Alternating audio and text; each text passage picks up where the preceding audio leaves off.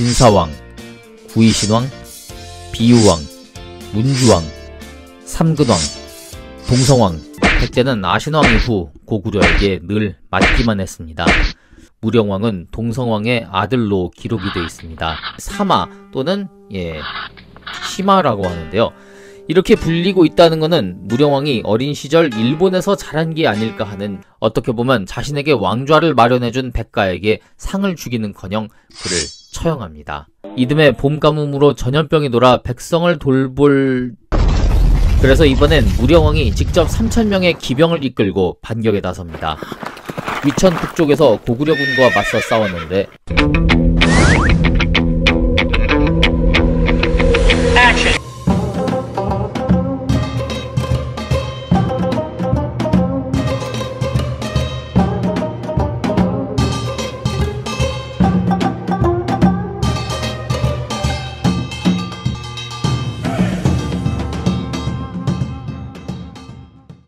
여러분 안녕하세요. 왕조중심 꿀국사 꿀입니다. 6세기로 접어들면서 신라는 나라의 체제를 잡고 서서히 영토를 넓히며 한반도의 주도권을 잡아나가는 반면, 고구려와 백제는 과거의 영광을 뒤로하고 혼란에 접어드는 모습을 보입니다. 특히 백제는 진사왕, 아신왕 이후로 고구려에게 내내 얻어터지고 왕실엔 내분이 계속되죠. 안정적으로 왕위를 유지하다 죽은 임금이 거의 없었습니다. 일단 여러분들 잘 아시는 대로 21대 계로왕은 고구려의 침입으로 장수왕에게 살해되고요. 그 외 진사왕, 구이신왕, 비유왕, 문주왕, 삼근왕, 동성왕 모두 반란 세력에 의해 살해됐습니다. 특히 20대 비유왕은 자기가 반란을 일으켜 왕이 되고 나서 훗날 다른 사람의 반란으로 똑같이 죽었습니다. 칼로 흥한 자, 칼로 망한다란 말이 딱 맞는 경우죠. 자연사한 왕이 아신왕, 전지왕 둘밖에 없었습니다. 물론 이 두 왕 때도 왕실은 결코 안정적이지 않았습니다. 자, 왕실이 이 정도면 나라가 망하지 않고 이날까지 유지된 게 참 신기한 겁니다. 하지만 동성왕대의 대륙백제를 기반으로 대국인 북위를 상대해 승리한 뒤 백제는 오랜만에 자신감을 회복하기 시작합니다. 이후 무령왕이 즉위하면서 혼란과 침체를 극복하고 다시 일어서는, 사람으로 말하면 재기, 즉 중흥의 시대를 열어가게 됩니다. 삼국사기에도 그렇고 우리가 갖고 있는, 또 인터넷에서 쉽게 볼 수 있는 백제 왕조 계보에도 무령왕은 동성왕의 아들로 기록이 되어 있습니다. 이는 삼국사기와 무령왕릉에 있는 묘지석에 기록된 내용에 근거한 겁니다. 그런데 조금 더 파고 들어가서 이들의 나이를 계산해보면 동성왕이 죽었을 때가 40대 중반, 그리고 사건 직후 왕위에 오른 무령왕의 나이도 40대라고 합니다. 무령왕은 삼국사기와 일본서기를 통해 생몰년대를 정확히 알 수 있고요. 동성왕은 태어난 해에 대한 기록은 없지만 아버지 곤지가 왜에 파견된 시기, 그 외 활동 연대와 동성왕의 형제관계를 볼 때 등극했을 때 20대 중반 정도로 추정되죠. 그리고 22년을 제위했기 때문에 40대 중반 정도에 사망했을 것으로 보이는 겁니다. 그런데 생물연대가 정확하게 남아있는 무령왕의 나이를 여기에 대비했을 때 나이차가 기껏해야 사촌 형제 정도로만 나오는 겁니다. I'm your father. What? 내가 네 애비라고 자식아.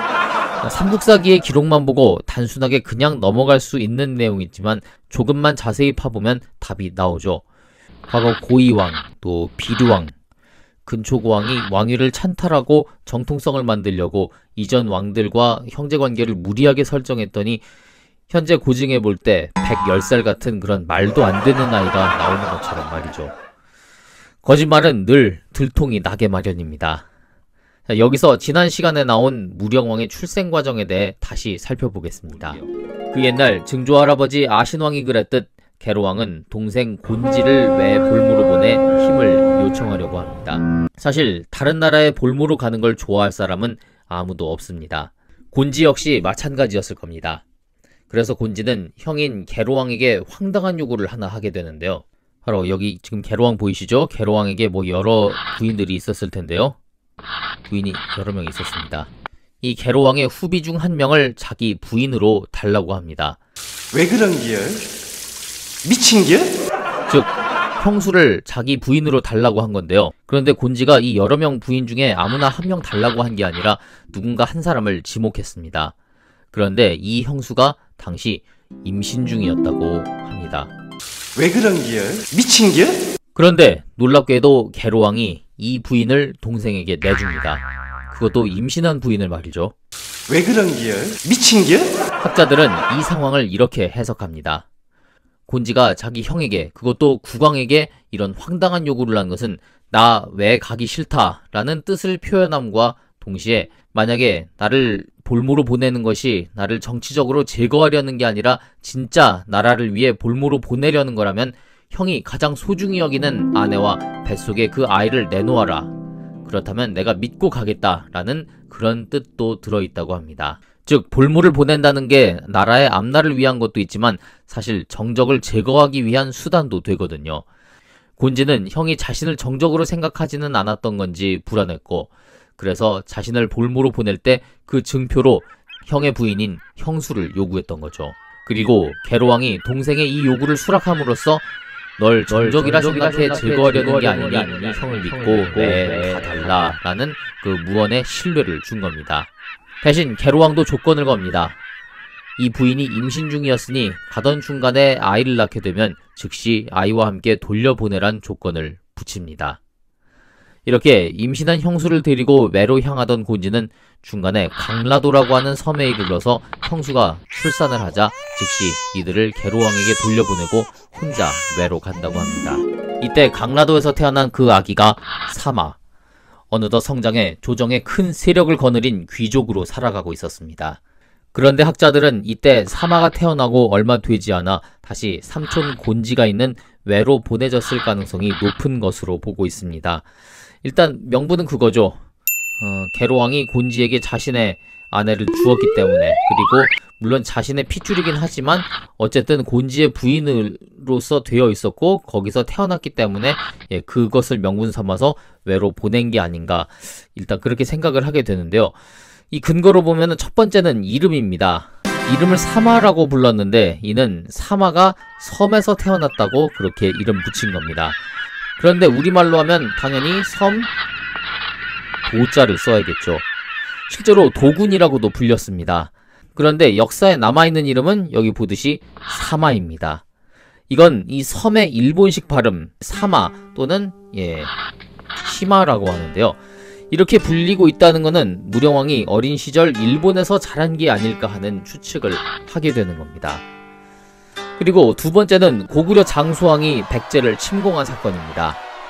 무령왕이 14살 되던 해 백제는 고구려의 침공을 받아 한성이 함락되고 아버지 계로왕은 고구려 장수왕에게 비참한 최후를 맞게 됩니다. 일본서기엔 이때 계로왕은 물론 왕자들 대부분이 장수왕 손에 죽은 것으로 기록하고 있습니다. 전쟁이 끝나면 승자가 패배한 왕이나 패장뿐 아니라 그 집안의 모든 남자들을 몰살하던 과거의 관행으로 볼 때 이는 당연한 일입니다. 하다못해 한 나라 안에서 반란을 일으키다 실패해도 반란 수괴는 물론 그 아들, 아버지, 그리고 사돈의 팔촌까지 남자들은 다 죽고 여자들은 노비로 팔려가잖아요. 이 당시 14살이면 그렇게 어린 나이가 아닙니다. 그런데 왕자임에도 멀쩡히 살았다는 것은 전쟁 당시 이곳 한성에 있지 않았음을 강하게 추정해 볼 수 있는 근거가 되는 겁니다. 그렇게 유년기와 청소년기를 외에서 보냈던 사마는 어떤 기회로 자신의 뿔이 백제로 돌아오게 됩니다. 이것도 두 가지 경우로 추론하고 있는데, 첫째는 삼근왕 시기 해씨를 몰아내고 실권을 장악한 진씨 세력이 새로운 왕을 옹립하기 위해 외에 있던 이 모대를 초빙하게 되면서 이때 모대를 모시고 비서실장 정도로 따라왔을 경우이고요. 둘째는 동성왕 시기에 북이와 전쟁을 치르면서 백제가 혹시 모를 일에 대비해서 군사 원조를 위해 외와 접촉을 했을 텐데요. 이 과정에서 왜군을 이끌고 백제에 왔을 수도 있다고 보고 있습니다. 이 두 가지 경우가 됐든 또는 우리가 전혀 모르는 사건이나 기회를 통해 사마는 백제에 당도하게 됩니다. 그리고 왕족이란 든든한 배경과 자신의 출중한 실력이 더해져 왕실내 무시할 수 없는 실력자로 부상하게 되죠. 이후 승리에 도취돼 교만해진 동성왕이 폭정을 부리다 501년 백가의 반란으로 살해되자 사마는 다시 이 백가를 제압하고 왕위에 오르게 됩니다. 그런데 여기서 이해할 수 없는 게 동성왕의 폭정에 대항해 반란을 일으킨 백가는 사마 앞에선 항복하는 모습을 보이죠. 하지만 사마는 자신에게 항복하고 어떻게 보면 자신에게 왕좌를 마련해준 백가에게 상을 주기는커녕 그를 처형합니다. 아마도 왕실의 일원으로서 반역자를 처형했다는 명분에다가 훗날 왕위에 등극했을 때 백가에게 휘둘릴 수도 있다는 생각에 이런 조치를 취하지 않았나 추정됩니다. 자, 항상 그래왔듯이 이번 시간에 다룰 백제 25대 무령왕, 당시 주변국 상황이 어땠는지 연표를 통해 알아보도록 하겠습니다. 네, 25대 무령왕 여기 보이시죠? 자, 이 당시 고구려는 22대 문자명왕이 한창 활약하고 있을 시기였습니다. 신라 역시 22대 지증왕, 신라가 여러 개혁 작업을 통해 삼국의 중심으로 나아갈 발판을 조금씩 마련하던 그런 시기였죠. 자, 중국은 어떨까요? 북쪽에는 지금 여기 보시면은 지난 몇 시간을 통해서 이미 잘 아셨을 겁니다. 파랑색, 중국의 북조에는 북위가 되겠고요. 자, 남조를 보겠습니다. 빨간색이 남조인데요. 여기 보시면 무령왕이 즉위하는 시기, 그리고 중국 남조에는 또 새로운 왕조가 열리고 있었습니다. 지금 선이 거의 일치하는데요. 바로 동성왕 때만 해도 남조에는 남제가 자리하고 있었습니다. 이전에 동성왕이 남제 표문 보내서 신하들 벼슬도 받아내고 한 그런 것이 있었죠. 근데 동성왕 재위 시기랑 남제가 지속됐던 시기와 비슷합니다. 그런가 하면은 무령왕이 즉위하자마자 남조에는 남제가 멸망하고 양나라가 들어서게 됩니다. 이 양나라는 비교적 남제보다 오래가서 성왕이 죽고 몇 년 뒤에 멸망을 하게 되네요. 무령왕 때 국제적인 상황 연표를 통해 살펴봤습니다. 백제는 아신왕 이후 고구려에게 늘 맞기만 했습니다. 작은 전투로 고구려의 성 한두 개를 빼앗은 경우는 있어도 고구려를 상대로 승리라 표현할 만한 전투는 없었죠. 하지만 앞서 동성왕 때 대륙백제 기반으로 북위도 이격했다. 무령왕은 고구려를 상대로 선방을 날리기 시작합니다. 즉위한 그해 11월 우영에게 군사 5천을 주고 고구려의 수곡성을 공격합니다. 하지만 실패하고요. 이듬해 봄 가뭄으로 전염병이 돌아 백성을 돌볼 줄 알았는데 또다시 고구려를 공격합니다. 백성의 삶은 아랑곳 않고 군사를 일으키는 게 무령왕 벌써부터 하는 짓이 참 걱정이 됩니다. 고구려도 당연히 반격에 나섭니다. 고구려는 이 무렵 자기들이 직접 공격하기도 하지만 백제, 신라에 대해선 이 가운데 살고 있던 말가를 화살바지로 내세우곤 했습니다. 503년에 쳐들어왔는데 이땐 백제가 잘 막아내고요. 다시 506년 7월 전염병과 가뭄으로 다 굶어 죽게 생기니까 또 쳐들어옵니다. 그래서 이때 고목성이 함락당하고 백성들도 포로로 잡혀가죠.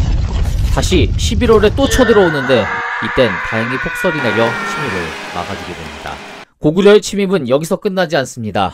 512년 9월에 쳐들어와 결국 가불성과 원산성을 빼앗기게 됩니다. 그래서 이번엔 무령왕이 직접 3,000명의 기병을 이끌고 반격에 나섭니다. 위천 북쪽에서 고구려군과 맞서 싸웠는데